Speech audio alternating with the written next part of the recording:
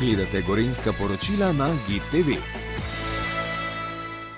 Zob časa tudi blejskemu zdravstvenemu domu zadnjih 50 let ni prizanašal.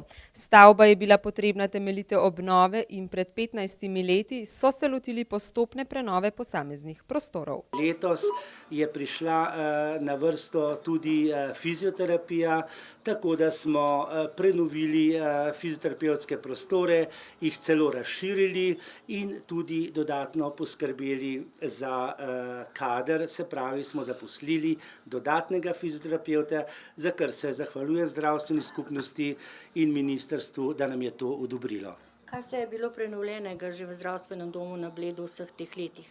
Ja, moram reči, da kar vse. Od prvega, drugega nadstropja, vseh ambulant, urgence, da sedaj na koncu pa je prišla na vrsto še klet. No in v kleti imamo tudi fizioterapijo, tako da resnično hiša, zdravstveni dom Bled ima kondicijo sedaj za najmanj nadaljnjih 25 let.